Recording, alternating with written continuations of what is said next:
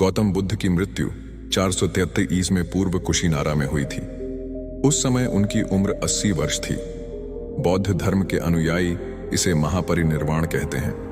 कुंडा कम्मार पुत्र एक लोहार था जिसने गौतम बुद्ध को उनका अंतिम भोजन भेंट के रूप में दिया था जब वे कुशीनगर जाते समय पावा में उनके आम के बाग में गए थे।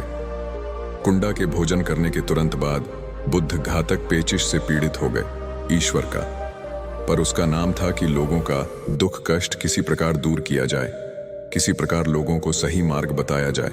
यह भी ईश्वर का ही एक रूप है। तब बुद्ध ने एक बार फिर सभी भिक्षुओं को संबोधित किया और ये उनके द्वारा बोले गए अंतिम शब्द थे। देखो हे भिक्षुओं, यह तुम्हारे लिए मेरी अंतिम सलाह है। दुनिया की सभी घटक चीजें परिवर्तनशील हैं, वे स्थायी नहीं हैं। विस्तृत समाधान। भगवान बुद्ध ने अपना अंतिम उपदेश उत्तर प्रदेश के कुशीनगर जिले में दिया था। तब से कुशीनगर बौद्ध तीर्थ स्थल बन गया। कुशीनगर को कुशीनारा के नाम से भी जाना जाता है क्योंकि यह भारत और दुनिया भर में बौद्ध धर्म के अनुयायियों के लिए कई तीर्थ स्थलों का घर है। अपदीपो भव, अपने दीपक स्वयं बनो, बुद्ध का अंतिम उपदेश था जिसका आशय यह है कि स्वयं को निर्लिप्त बनाकर आत्मा की पूर्ण ईमानदारी से कर्म करें तो आनंद की प्राप्ति के साथ परम तत्व की सहज ही उपलब्धि हो जाती है। अपने लिए दीपक बनो। जिस शाम उनकी मृत्यु हुई उस शाम बुद्ध ने अपनी अंतिम शिक्षा दी, लेकिन आने वाली पीढ़ियों के लिए उनकी सबसे शक्तिशाली शिक्षाओं में से एक, जैसा कि कई इतिहासकारों ने बताया है, वह अपने भिक्षुओं के साथ इकट्ठा हुए और उन्हें प्रोत्साहित किया कि वे उनके जाने के बाद भी उनकी सिखाई गई हर बात का अभ्यास करना जारी रखें। प्रसंग उस समय का है जब भगवान बुद्ध का अंतिम समय निकट आ गया था। आनंद उनका परम प्रिय शिष्य था और वह 24 घंटे बुद्ध के साथ रहकर उनकी सेवा कर रहा था। एक दिन भगवान बुद्ध का भद्रक नामक शिष्य कुटिया के बाहर बैठकर रोने लगा। वह बुद्ध की आसन्न मृत्यु से बहुत विचलित हो गया था।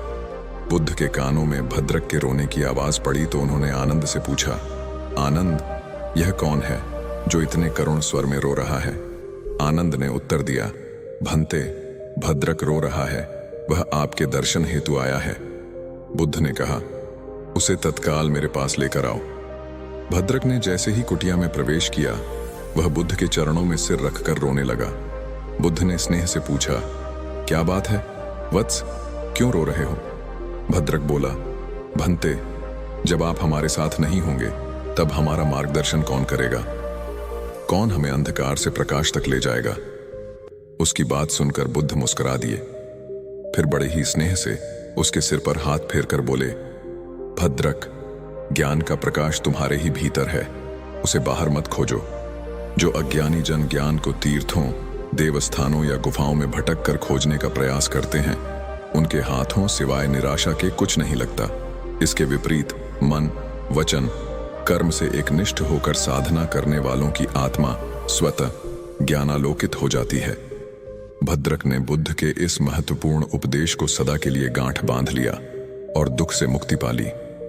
अपदीपो भव, अपने दीपक स्वयं बनो, बुद्ध का अंतिम उपदेश था जिसका आशय यह है कि स्वयं को निर्लिप्त बनाकर आत्मा की पूर्ण ईमानदारी से कर्म करें तो आनंद की प्राप्ति के साथ परम तत्व की सहज ही उपलब्धि हो जाती है।